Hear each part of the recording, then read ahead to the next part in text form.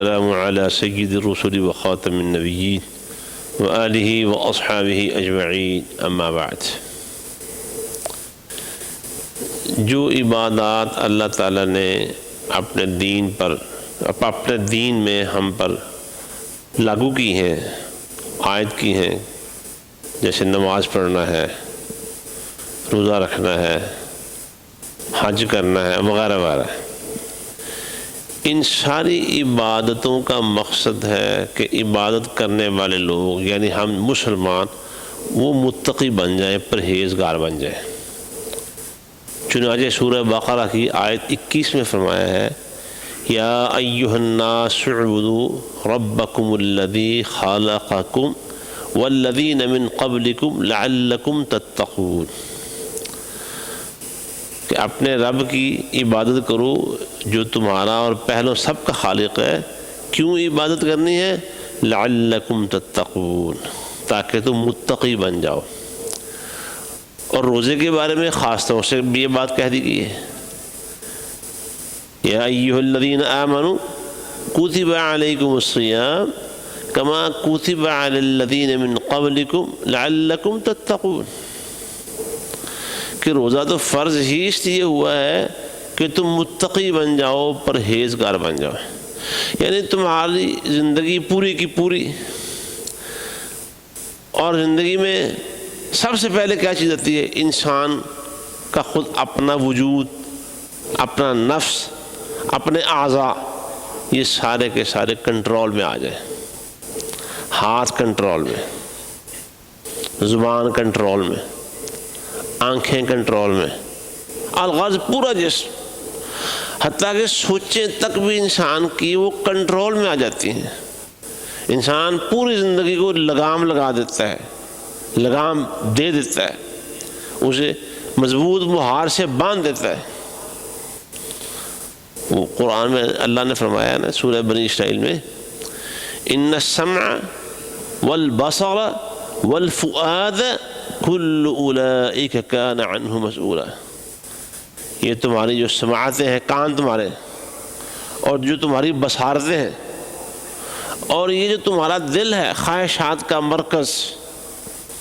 کان ظاہری اعضاء ہیں، آنکھیں ظاہری اعضاء ہیں، اور دل یہ باطنی اندرونی عضو ہے، اور سارے عضووں کا مرکز ہے، سردار ہے۔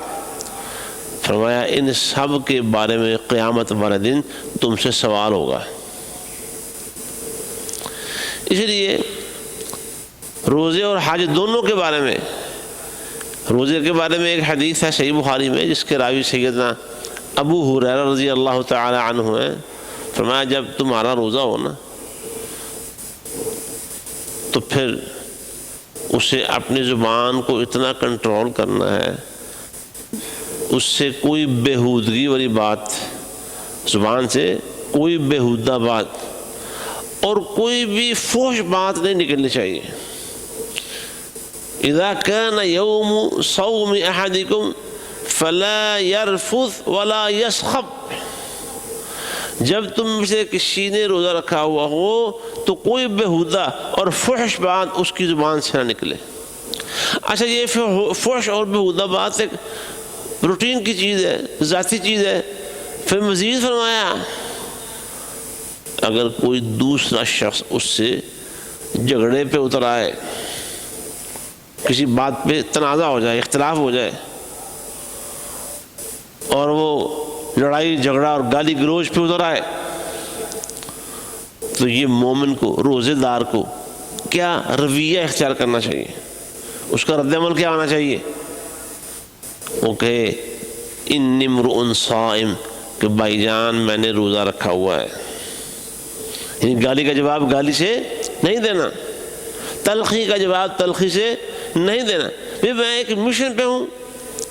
میرا ایک کورس شروع ہے، اس کورس کا جو تقاضے ہیں بنیادی اور جو اس کی شرائط ہیں،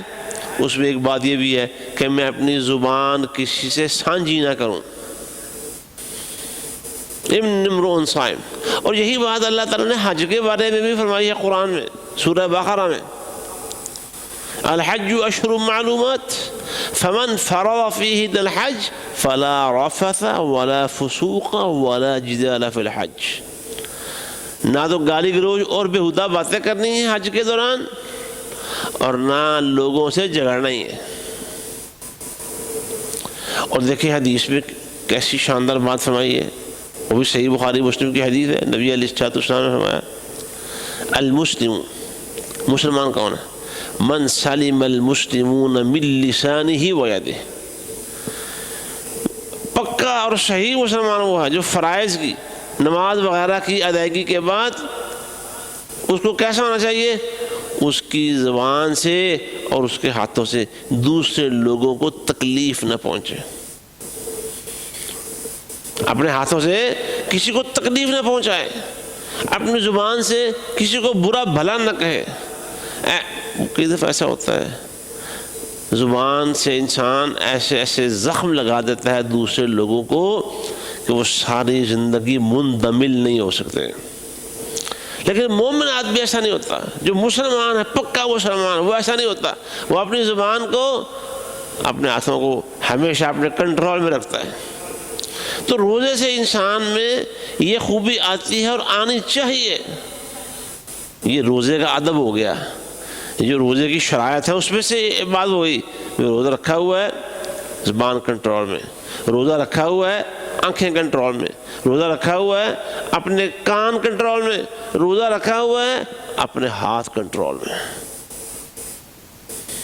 لوگوں کو کسی بھی عمل سے، کسی بھی رویے سے، کسی بھی اخلاق سے لوگوں کو تکلیف نہیں ہونی چاہیے۔ دیکھیں وہ حدیث کتنی مشہور، صحیح بخاری کی حدیث ہے، حضرت ابو ہریرہ رضی اللہ تعالیٰ عنہ اس کے راوی ہیں، حدیث قدسی ہے، لمبی حدیث ہے۔ اس میں آخری حصے میں یہ بات آتی ہے جب اللہ سے انسان کے پیار کی پینگیں پڑ جاتی ہیں نا، اللہ سے محبت کا رشتہ صحیح مضبوط قائم ہو جاتا ہے، استوار ہو جاتا ہے،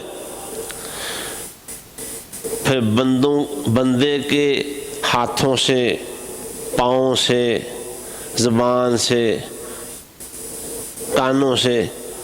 کوئی بھی ایسی حرکت صادر نہیں ہوتی جو اللہ کو ناراض کرنے والی اور اللہ کی محبت کے خلاف ہو۔ اس کے ہاتھ وہی چیز پکڑیں گے جس کے پکڑنے سے اللہ خوش ہوتا ہے، وہ اپنے قدموں سے چل کے اسی جگہ پہ جائے گا جہاں جانے کو اللہ پسند فرماتا ہے، وہ اپنے کانوں سے وہی بات سنے گا جس کا سننا اللہ کو پسند ہے، اپنی آنکھوں سے وہی چیز، وہی بات، وہی منظر دیکھے گا جس کا دیکھنا اللہ کو منظور ہو اور اللہ کو پسند ہو۔ کنٹرول زندگی، جو زندگی ہے وہ کیسی کنٹرولڈ لائف مومن آدمی کی، متقی آدمی کی۔ اور آج ہم دیکھیں کیا روزہ رکھنے سے ہمارا معاملہ ایسے ہی ہے؟ مومن تو ویسے روٹین میں اس طرح کا ہوتا ہے، ہاں تھوڑی بہت کمی کوتاہی آ جاتی ہے نا، روزہ رکھنے سے وہ کمیاں دور ہونا شروع ہو جاتی ہیں۔ روزہ رکھنے سے اسے احساس ہو جاتا ہے کہ یار مجھے کیسا ہونا چاہیے تھا اور میں کیسا ہو چلا تھا۔ روزہ رکھا ہوا ہے لہذا وہ کمیاں کوتاہیاں اپنی ٹھیک کر لیتا ہے، دور کر لیتا ہے۔ اور پھر اسی طرح ایک اور حدیث، وہ بھی صحیح بخاری کی حدیث ہے، اور غالباً اس کے راوی بھی سیدنا ابو ہریرہ رضی اللہ تعالیٰ عنہ ہے۔ نبی علیہ السلام نے فرمایا من لم يدع قول الزور والعمل به فليس لله حاجة في أن يضع طعامه وشرابه أو كما قال النبي صلی اللہ علیہ وسلم۔ فرمایا روزہ رکھ کے جو آدمی جھوٹ نہیں چھوڑتا، جھوٹی گواہی نہیں چھوڑتا، جھوٹ کو اپنانا اور جھوٹ کے مطابق عمل اختیار کرنا، یا اس کے متعلق اس کا کوئی جو رویہ ہے سارا ان سے وہ باز نہیں آتا، روزہ رکھا ہوا ہے۔ جیسے بہت سارے لوگوں کا ہوتا ہے یہ نماز اپنی جگہ پہ، عبادت اپنی جگہ پہ، اور یہ کاروبار اپنی جگہ پہ، معیشت اپنی جگہ پہ، نمازیں پڑھ رہے ہیں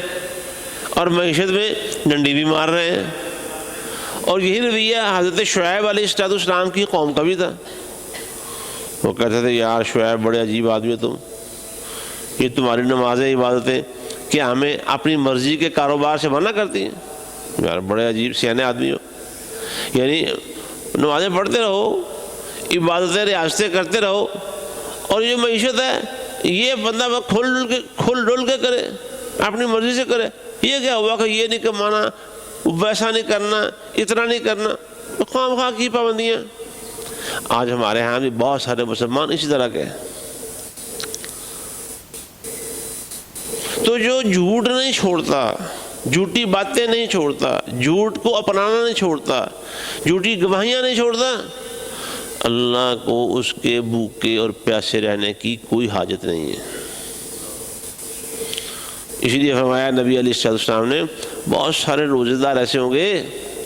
قیامت والے دن ان کے نامہ عمل میں روزہ اور اس کا ثواب نہیں لکھا ہوگا، بس صرف بھوک اور پیاس۔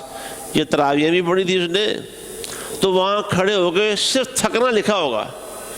کہ اس نے اپنے آپ کو خام خواہ تھکایا ہے اور خام خواہ کی بھوک اور پیاس کاٹی ہے اس نے، اس کے سوا اس کے نامہ عمل میں کچھ نہیں ہوگا۔ میرے بھائیو، اس کا مطلب یہ ہوا کہ روزے کا یہ بھی ادب ہے۔ روزے سے انسان میں اللہ تعالیٰ کا ایسا خوف پیدا ہو جائے، روزے میں انسان کے دل کی کیفیت ایسی ہو جائے کہ جھوٹ اس سے دور، اس کی زبان کنٹرول میں، اس کی نگاہیں کنٹرول میں، اس کی سماعت کنٹرول میں، اس کے ہاتھ کنٹرول میں، پورا وجود کنٹرول میں۔ وہ انسان جو تھوڑی بہت کمی پہلے زندگی میں آ چکی تھی نا، روزہ رکھنے کے ساتھ اللہ کی محبت اور اللہ کی معرفت، اس کے دین اور احکام کی معرفت کے سمندر میں ایسا نہا اٹھتا ہے، وہ اس طریقے سے اجلا ہو جاتا ہے، چمک اٹھتا ہے کہ بالکل وہ جیسے گاڑیوں کی میں اور آپ جاتے ہیں ٹیوننگ کروانے کے لیے، اور پھر گاڑی چلانے کا ایک دفعہ بندے کو ایک لطف اور اس مزہ آ جاتا ہے، رات یار بڑا اچھا کام کیا ہے۔ ہمارے بھائی غلام رسول صاحب بیٹھے ہوئے، لوگ ان سے اپنی گاڑیوں کی ٹیوننگ کرواتے ہیں، بڑے ٹرکوں کی، تو اس کے بعد جب اچھا کام ہو تو پھر بندہ کہتا ہے یار مزہ آ گیا، بڑا اچھا کام کیا تم نے، بڑا شاندار کام کر دیے۔ یہ روزہ رکھنے سے جو زندگی میں کاربن بنا ہوا تھا، جو اس کے پلگ کے اندر کچرا آیا ہوا تھا، وہ سب کچھ نکل جاتا ہے، پلگ صاف، کچرے صاف، کاربن صاف، اور زندگی پھر نئے طریقے سے نئے سرے سے اس راستے پر چل نکلتی ہے جو راستہ بندے کے لیے اس کے مالک نے، اس کے رب نے پسند کیا ہوا ہے۔ تو آئیے ہم بھی روزہ رکھیں تو ذرا کنٹرول کرنا سیکھیں اپنے آپ کو، اپنی زندگی کو، اپنی زبانوں کو، اپنے ہاتھوں کو، اپنے پاؤں کو، اور الغرض پوری زندگی کو کنٹرول کر لیں۔ یہی روزے کے آداب ہیں۔ اگر یہ کچھ نہ ہوا اور زندگی ویسی کی ویسی ہی گزرتی رہی، اپنی مرضی والی، اپنی پسند والی، اپنے ڈھب سے گزرتی رہی، تو میرے بھائیوں یہ روزے کا فائدہ کوئی نہیں۔ اللہ میرے اور آپ کے روزے ہمارے لیے دنیا اور آخرت میں کار آمد اور مفید بنا دے، اور ہمیں روزے کی مخالفتوں سے بچنے کی توفیق عطا فرمائے، اور روزے سے ایک مومن میں تقویٰ کی جو صلاحیت آتی ہے، جو اخلاص آتا ہے اللہ تعالیٰ کی اور اس کے دین کی جو معرفت اور اس کا احساس پیدا ہوتا ہے، اللہ ہم سب کو وہ سب چیزیں عطا فرمائے۔ اقول قولی ھذا واستغفر اللہ لی ولکم ولسائر المسلمین وآخر دعوانا ان الحمد للہ رب العالمین۔